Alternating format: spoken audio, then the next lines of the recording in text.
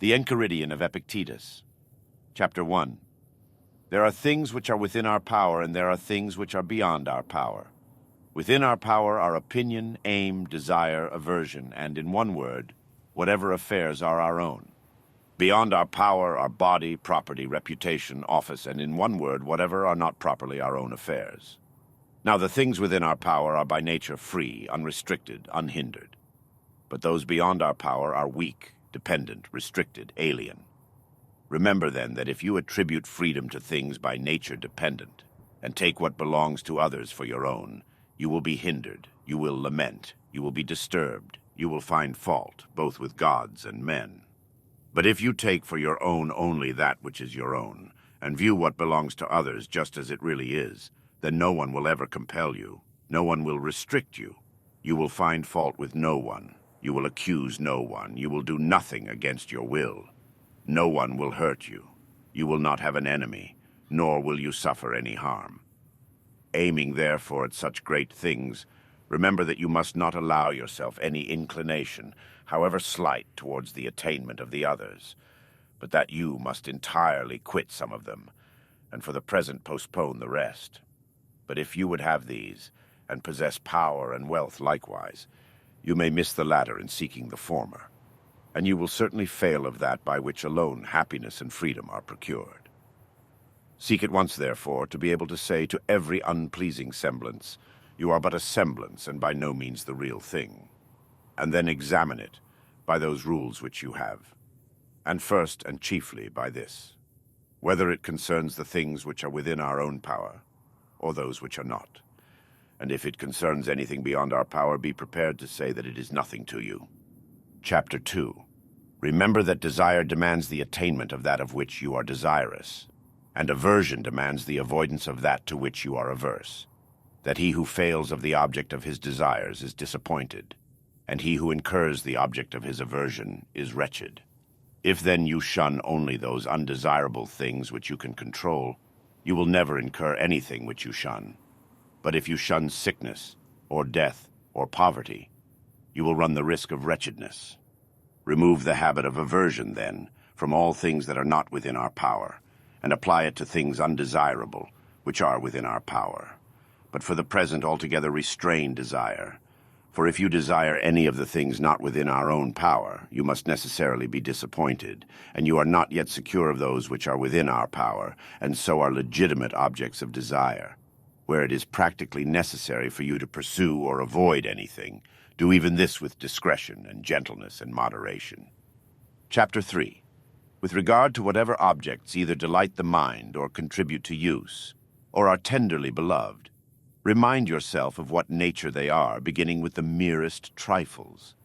If you have a favorite cup, that it is but a cup of which you are fond. For thus, if it is broken, you can bear it. If you embrace your child or your wife, that you embrace a mortal, and thus, if either of them dies, you can bear it. Chapter 4.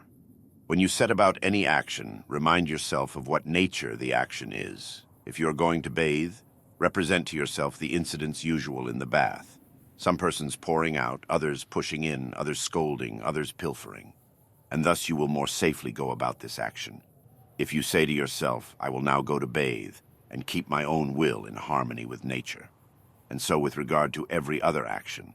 For thus, if any impediment arises in bathing, you will be able to say, it was not only to bathe that I desired, but to keep my will in harmony with nature, and I shall not keep it thus, if I am out of humor at things that happen. Chapter 5. Men are disturbed not by things, but by the views which they take of things. Thus death is nothing terrible, else it would have appeared so to Socrates. But the terror consists in our notion of death, that it is terrible. When, therefore, we are hindered or disturbed or grieved, let us never impute it to others but to ourselves. That is, to our own views. It is the action of an uninstructed person to reproach others for his own misfortunes, of one entering upon instruction to reproach himself, and of one perfectly instructed to reproach neither others nor himself. Chapter 6. Be not elated at any excellence not your own. If a horse should be elated and say, I am handsome, it might be endurable. But when you are elated and say, I have a handsome horse, Know that you are elated only on the merit of the horse. What then is your own? The use of the phenomena of existence, so that when you are in harmony with nature in this respect, you will be elated with some reason, for you will be elated at some good of your own. Chapter 7. As in a voyage, when the ship is at anchor, if you go on shore to get water, you may amuse yourself with picking up a shellfish or a truffle in your way. But your thoughts ought to be bent towards the ship and perpetually attentive, lest the captain should call, and then you must leave all these things, that you may not have to be carried on board the vessel, bound like a sheep. Thus likewise in life, if instead of a truffle or shellfish, such a thing as a wife or a child be granted you, there is no objection. But if the captain calls, run to the ship, leave all these things and never look behind. But if you are old, never go far from the ship, lest you should be missing when called for. Chapter 8. Demand not that events should happen as you wish, but wish them to happen as they do happen, and you will go on well. Chapter 9. Sickness is an impediment to the body, but not to the will, unless itself pleases. Lameness is an impediment to the leg, but not to the will. And say this to yourself with regard to everything that happens, for you will find it to be an impediment to something else, but not truly to yourself. Chapter 10. Upon every accident, remember to turn towards yourself and inquire what faculty you have for its use. If you encounter a handsome person, you will find continence the faculty needed. If pain, then fortitude. If reviling, then patience. And when thus habituated, the phenomena of existence will not overwhelm you. Chapter 11. Never say of anything, I have lost it, but I have restored it. Has your child died? It is restored. Has your wife died? She is restored. Has your estate been taken away? That likewise is restored. But it was a bad man who took it. What is it to you by whose hands he who gave it has demanded it again? While he permits you to possess it, hold it as something not your own, as do travelers at an inn. Chapter 12. If you would improve, lay aside such reasonings as these. If I neglect my affairs, I shall not have a maintenance. If I do not punish my servant, he will be good for nothing. For it were better to die of hunger, exempt from grief and fear, than to live in affluence with perturbation. And it is better that your servant should be bad than you unhappy. Begin, therefore, with little things. Is a little oil spilt, or a little wine stolen? Say to yourself, this is the price paid for peace and tranquility, and nothing is to be had for nothing. And when you call your servant, consider that it is possible he may not come at your call, or if he does, that he may not do what you wish. But it is not at all desirable for him, and very undesirable for you, that it should be in his power to cause you any disturbance. Chapter 13. If you would improve, be content to be thought foolish and dull with regard to externals. Do not desire to be thought to know anything, and though you should appear to others to be somebody, distrust yourself. For be assured, it is not easy at once to keep your will in harmony with nature and to secure externals. But while you are absorbed in the one, you must of necessity neglect the other. Chapter 14. If you wish your children and your wife and your friends to live forever, you are foolish. For you wish things to be in your power which are not so, and what belongs to others to be your own. So likewise, if you wish your servant to be without fault, you are foolish, for you wish vice not to be vice, but something else. But if you wish not to be disappointed in your desires, that is in your own power. Exercise, therefore, what is in your power. A man's master is he who is able to confer or remove whatever that man seeks or shuns. Whoever then would be free, let him wish nothing, let him decline nothing, which depends on others. Else he must necessarily be a slave. Chapter 15. Remember that you must behave as at a banquet. Is anything brought round to you? Put out your hand and take a moderate share. Does it pass by you? Do not stop it. Is it not yet come? Do not yearn in desire towards it, but wait till it reaches you. So with regard to children, wife, office, riches, and you will some time or other be worthy to feast with the gods. And if you do not so much as take the things which are set before you, but are able even to forego them, Then you will not only be worthy to feast with the gods, but to rule with them also. For by thus doing, Diogenes and Heraclitus and others like them deservedly became divine and were so recognized. Chapter 16. When you see anyone weeping for grief, either that his son has gone abroad or that he has suffered in his affairs, take care not to be overcome by the apparent evil, but discriminate and be ready to say, "What hurts this man is not this occurrence itself, for another man might not be hurt by it, but the view he chooses to take of it." As far as conversation goes, however, do not disdain to accommodate yourself to him, and if need be, to groan with him. Take heed, however, not to groan inwardly too. Chapter 17. Remember that you are an actor in a drama of such sort as the author chooses. If short, then in a short one. If long, then in a long one. If it be his pleasure that you should enact a poor man, see that you act it well, or a cripple, or a ruler, or a private citizen. For this is your business, to act well the given part, but to choose it belongs to another. Chapter 18.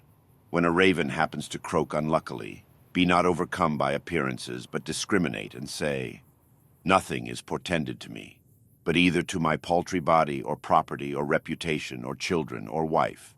But to me all portents are lucky if I will. For whatsoever happens, it belongs to me to derive advantage therefrom."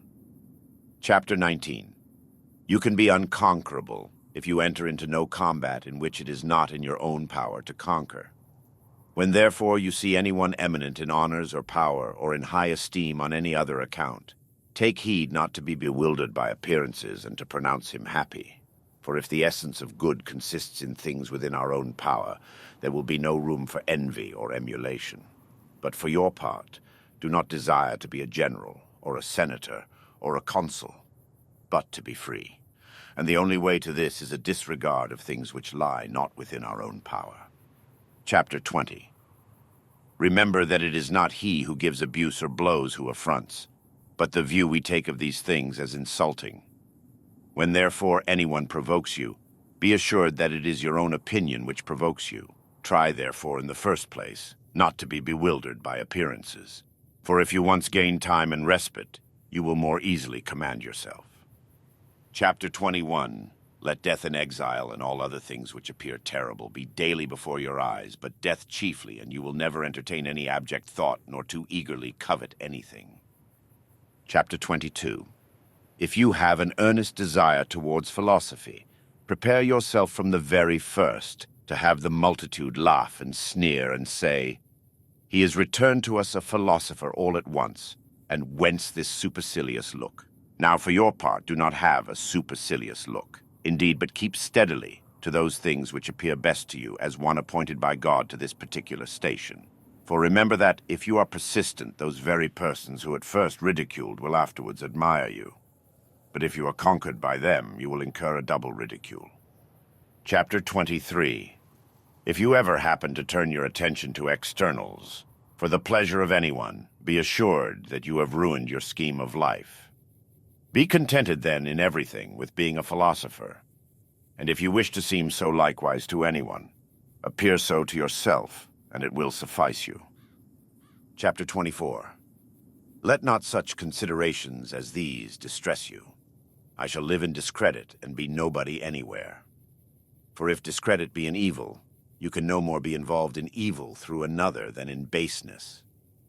Is it any business of yours, then, to get power or to be admitted to an entertainment? By no means. How, then, after all, is this discredit? And how is it true that you will be nobody anywhere, when you ought to be somebody in those things, only which are within your own power, in which you may be of the greatest consequence? But my friends will be unassisted. What do you mean by unassisted? They will not have money from you, nor will you make them Roman citizens. Who told you, then, that these are among the things within our own power, and not rather the affairs of others? And who can give to another the things which he himself has not? Well, but get them, then, that we too may have a share. If I can get them, with the preservation of my own honor and fidelity and self-respect, show me the way, and I will get them. But if you require me to lose my own proper good that you may gain what is no good, consider how unreasonable and foolish you are. Besides, which would you rather have, a sum of money or a faithful and honorable friend? Rather assist me, then, to gain this character, than require me to do those things by which I may lose it. Well, but my country, say you, as far as depends upon me, will be unassisted. Here again, what assistance is this, you mean? It will not have porticos nor baths of your providing. And what signifies that?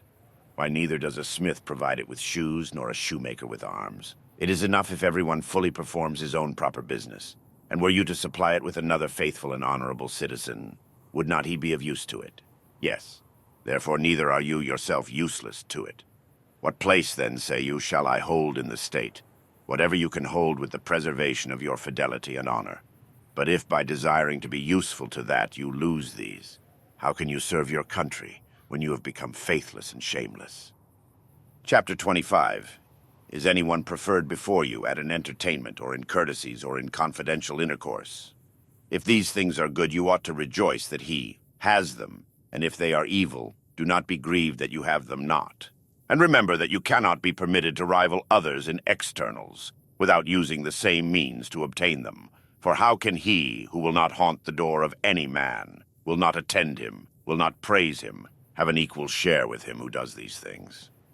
You are unjust, then, and unreasonable, if you are unwilling to pay the price for which these things are sold, and would have them for nothing.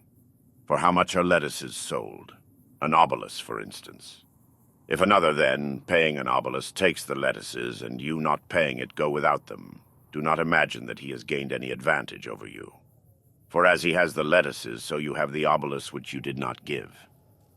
So in the present case you have not been invited to such a person's entertainment, because you have not paid him the price for which a supper is sold. It is sold for praise. It is sold for attendance. Give him, then, the value, if it be for your advantage. But if you would at the same time not pay the one and yet receive the other, you are unreasonable and foolish. Have you nothing, then, in place of the supper? Yes, indeed, you have not to praise him whom you do not like to praise, not to bear the insolence of his lackeys. Chapter 26. The will of nature may be learned from things upon which we are all agreed, as when our neighbor's boy has broken a cup or the like. We are ready at once to say, these are casualties that will happen. Be assured, then, that when your own cup is likewise broken, you ought to be affected just as when another's cup was broken. Now apply this to greater things. Is the child or wife of another dead? There is no one who would not say, this is an accident of mortality. But if anyone's own child happens to die, it is immediately, alas, how wretched am I. It should be always remembered how we are affected on hearing the same thing concerning others. Chapter 27. As a mark is not set up for the sake of missing the aim, so neither does the nature of evil exist in the world. Chapter 28. If a person had delivered up your body to some passer-by, you would certainly be angry. And do you feel no shame in delivering up your own mind to any reviler, to be disconcerted and confounded? Happiness, the effect of virtue, is the mark which God hath set up for us to aim at. Our missing it is no work of his, nor so properly anything real, as a mere negative and failure of our own. Chapter 29. This chapter, except some very trifling differences, is the same with the 15th of the third book of the Discourses. Chapter 30. Duties are universally measured by relations. Is a certain man your father? In this are implied taking care of him, submitting to him in all things, patiently receiving his reproaches, his correction. But he is a bad father. Is your natural tie, then, to a good father? No, but to a father. Is a brother unjust? Well, preserve your own just relation towards him. Consider not what he does, but what you are to do, to keep your own will in a state conformable to nature. For another cannot hurt you unless you please. You will then be hurt when you consent to be hurt. In this manner, therefore, if you accustom yourself to contemplate the relations of neighbor, citizen, commander, you can deduce from each the corresponding duties. Chapter 31. Be assured that the essence of piety toward the gods lies in this, to form right opinions concerning them, as existing and as governing the universe justly and well. And fix yourself in this resolution to obey them and yield to them and willingly follow them amidst all events as being ruled by the most perfect wisdom. For thus you will never find fault with the gods, nor accuse them of neglecting you. and it is not possible for this to be effected in any other way than by withdrawing yourself from things which are not within our own power, and by making good or evil to consist only in those which are. For if you suppose any other things to be either good or evil, it is inevitable that, when you are disappointed of what you wish, or incur what you would avoid, you should reproach and blame their authors. For every creature is naturally formed to flee and abhor things that appear hurtful and that which causes them, and to pursue and admire those which appear beneficial and that which causes them. It is impracticable, then, that one who supposes himself to be hurt should rejoice in the person who, as he thinks, hurts him, just as it is impossible to rejoice in the hurt itself. Hence also a father is reviled by his son, when he does not impart the things which seem to be good. And this made Polynices and Eteocles mutually enemies. That empire seemed good to both. On this account the husbandman reviles the gods, the sailor, the merchant, or those who have lost wife or child. For where our interest is, there too is piety directed. So that whoever is careful to regulate his desires and aversions as he ought to be thus made careful of piety likewise. But it also becomes incumbent on everyone to offer libations and sacrifices and first fruits according to the customs of his country, purely and not heedlessly nor negligently, not avariciously nor yet extravagantly. Chapter 32. When you have recourse to divination, remember that you know not what the event will be, and you come to learn it of the diviner.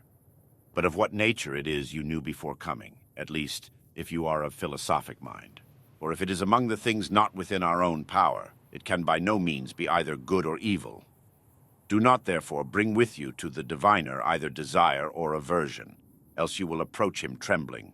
But first clearly understand that every event is indifferent and nothing to you of whatever sort it may be, for it will be in your power to make a right use of it, and this no one can hinder. Then come with confidence to the gods as your counselors, and afterwards, when any counsel is given you, remember what counselors you have assumed, and whose advice you will neglect if you disobey. Come to divination, as Socrates prescribed, in cases of which the whole consideration relates to the event, and in which no opportunities are afforded by reason or any other art to discover the matter in view. When, therefore, it is our duty to share the danger of a friend or of our country, we ought not to consult the oracle as to whether we shall share it with them or not. For though the diviner should forewarn you that the auspices are unfavorable, this means no more than that either death or mutilation or exile is portended. But we have reason within us, and it directs us, even with these hazards, to stand by our friend and our country. Attend, therefore, to the greater diviner, the Pythian god, who once cast out of the temple him who neglected to save his friend. Chapter 33. Begin by prescribing to yourself some character and demeanor, such as you may preserve both alone and in company. Be mostly silent, or speak merely what is needful and in few words. We may, however, enter sparingly into discourse sometimes when occasion calls for it, but let it not run on any of the common subjects as gladiators or horse races or athletic champions or food or drink, the vulgar topics of conversation, and especially not on men, so as either to blame or praise or make comparisons. If you are able, then, by your own conversation, bring over that of your company to proper subjects. But if you happen to find yourself among strangers, be silent. Let not your laughter be loud, frequent, or abundant. Avoid taking oaths, if possible, altogether, at any rate, so far as you are able. Avoid public and vulgar entertainments. But, if ever an occasion calls you to them, keep your attention upon the stretch, that you may not imperceptibly slide into vulgarity. For be assured that if a person be ever so pure himself, yet if his companion be corrupted, he who converses with him will be corrupted likewise. Provide things relating to the body no farther than absolute need requires, as meat, drink, clothing, house, retinue. But cut off everything that looks towards show and luxury. Before marriage, guard yourself with all your ability from unlawful intercourse with women. Yet be not uncharitable or severe to those who are led into this, nor frequently boast that you yourself do otherwise. If anyone tells you that such a person speaks ill of you, do not make excuses about what is said of you, but answer, "He was ignorant of my other faults, else he would not have mentioned these alone." It is not necessary for you to appear often at public spectacles. But if ever there is a proper occasion for you to be there, do not appear more solicitous for any other than for yourself. That is, wish things to be only just as they are, and only the best man to win. For thus nothing will go against you, but abstain entirely from acclamations and derision and violent emotions. And when you come away, do not discourse a great deal on what has passed, and what contributes nothing to your own amendment. For it would appear by such discourse that you were dazzled by the show. Be not prompt or ready to attend private recitations, but if you do attend, preserve your gravity and dignity, and yet avoid making yourself disagreeable. When you are going to confer with anyone, and especially with one who seems your superior, represent to yourself how Socrates or Zeno would behave in such a case, and you will not be at a loss to meet properly whatever may occur. When you are going before anyone in power, fancy to yourself that you may not find him at home, that you may be shut out, that the doors may not be opened to you, that he may not notice you. If with all this it be your duty to go, bear what happens, and never say to yourself, "It was not worth so much." For this is vulgar, and like a man bewildered by externals. In society, avoid a frequent and excessive mention of your own actions and dangers, for however agreeable it may be to yourself to allude to the risks you have run, it is not equally agreeable to others to hear your adventures. Avoid likewise an endeavor to excite laughter, for this may readily slide you into vulgarity, and besides may be apt to lower you in the esteem of your acquaintance. Approaches to indecent discourse are likewise dangerous. Therefore, when anything of this sort happens, use the first fit opportunity to rebuke him who makes advances that way. Or at least by silence and blushing and a serious look, show yourself to be displeased by such talk. Chapter 34. If you are dazzled by the semblance of any promised pleasure, guard yourself against being bewildered by it, but let the affair wait your leisure and procure yourself some delay. Then bring to your mind both points of time, that in which you shall enjoy the pleasure, and that in which you will repent and reproach yourself, after you have enjoyed it, and set before you, in opposition to these, how you will rejoice and applaud yourself, if you abstain. And even though it should appear to you a seasonable gratification, take heed that its enticements and allurements and seductions may not subdue you. But set in opposition to this, how much better it is to be conscious of having gained so great a victory. Chapter 35. When you do anything from a clear judgment that it ought to be done, never shrink from being seen to do it, even though the world should misunderstand it. For if you are not acting rightly, shun the action itself. If you are, why fear those who wrongly censure you? Chapter 36. As the proposition, either it is day or it is night, has much force in a disjunctive argument, but none at all in a conjunctive one. So, at a feast, to choose the largest share is very suitable to the bodily appetite, but utterly inconsistent with the social spirit of the entertainment. Remember, then, when you eat with another, not only the value to the body of those things which are set before you, but also the value of proper courtesy towards your host. Chapter 37. If you have assumed any character beyond your strength, you have both demeaned yourself ill in that, and quitted one which you might have supported. Chapter 38. As in walking you take care not to tread upon a nail, or turn your foot, so likewise take care not to hurt the ruling faculty of your mind. And if we were to guard against this in every action, we should enter upon action more safely. Chapter 39. The body is to everyone the proper measure of its possessions, as the foot is of the shoe. If, therefore, you stop at this, you will keep the measure. But if you move beyond it, you must necessarily be carried forward as down a precipice. As in the case of a shoe, if you go beyond its fitness to the foot, it comes first to be gilded, then purple, and then studded with jewels. For to that which once exceeds the fit measure, there is no bound. Chapter 40. Women from 14 years old are flattered by men with the title of mistresses. Therefore, perceiving that they are regarded only as qualified to give men pleasure, they begin to adorn themselves, and in that to place all their hopes. It is worthwhile, therefore, to try that they may perceive themselves honored only so far as they appear beautiful in their demeanor, and modestly virtuous. Chapter 41.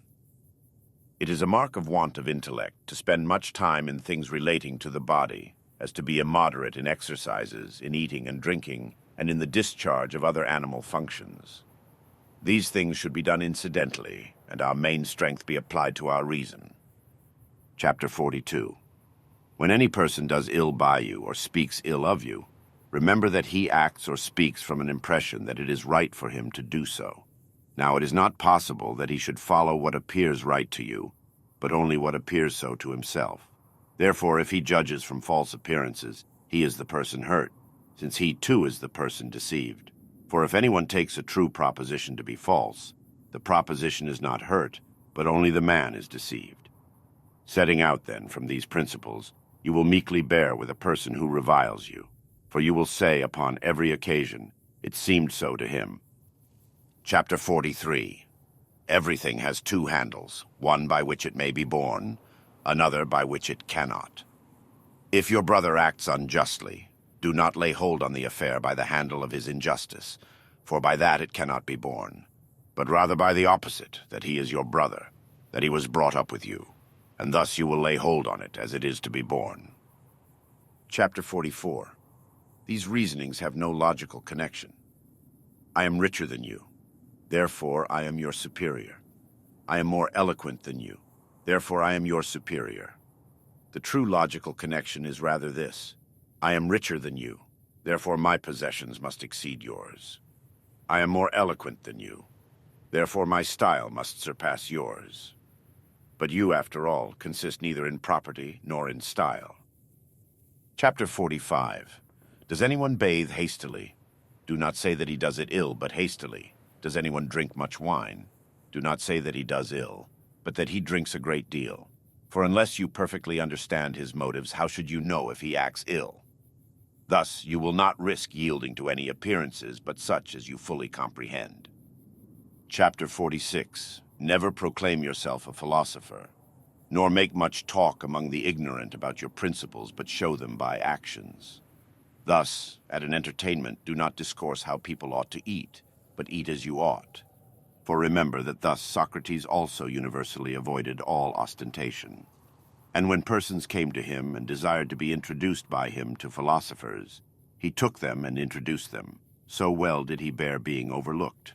So if ever there should be among the ignorant any discussion of principles, be for the most part silent.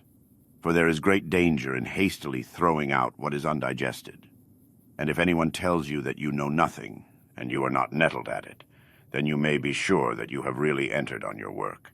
For sheep do not hastily throw up the grass to show the shepherds how much they have eaten, but, inwardly digesting their food, they produce it outwardly in wool and milk.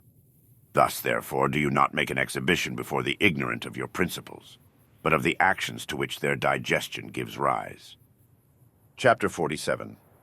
When you have learned to nourish your body frugally, do not pique yourself upon it, nor, if you drink water, be saying upon every occasion, "I drink water."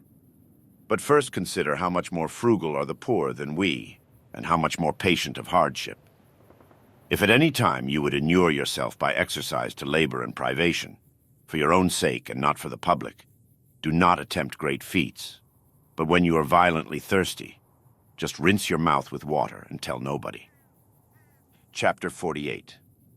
The condition and characteristic of a vulgar person is that he never looks for either help or harm from himself, but only from externals. The condition and characteristic of a philosopher is that he looks to himself for all help or harm. The marks of a proficient are that he censures no one, praises no one, blames no one, accuses no one, says nothing concerning himself as being anybody or knowing anything. When he is in any instance hindered or restrained, he accuses himself. And if he is praised, he smiles to himself at the person who praises him. And if he is censured, he makes no defense. But he goes about with the caution of a convalescent, careful of interference with anything that is doing well, but not yet quite secure. He restrains desire. He transfers his aversion to those things only which thwart the proper use of our own will. He employs his energies moderately in all directions.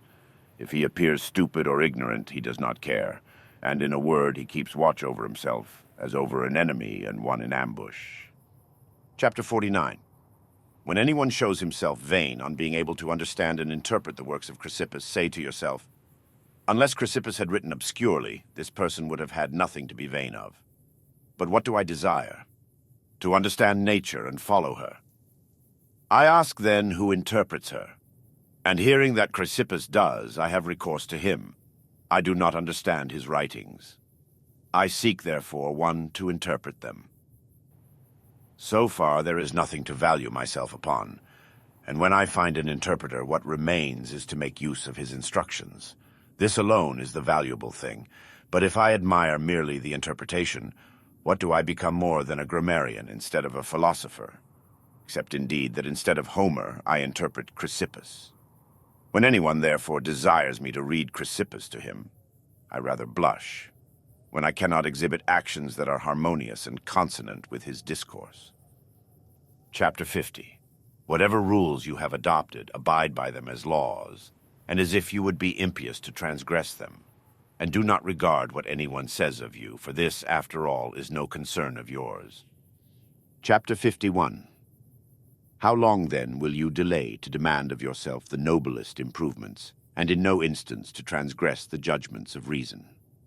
You have received the philosophic principles with which you ought to be conversant, and you have been conversant with them. For what other master, then, do you wait as an excuse for this delay in self-reformation? You are no longer a boy, but a grown man. If, therefore, you will be negligent and slothful, and always add procrastination to procrastination, purpose to purpose, and fix day after day in which you will attend to yourself, you will insensibly continue to accomplish nothing, and living and dying remain of vulgar mind.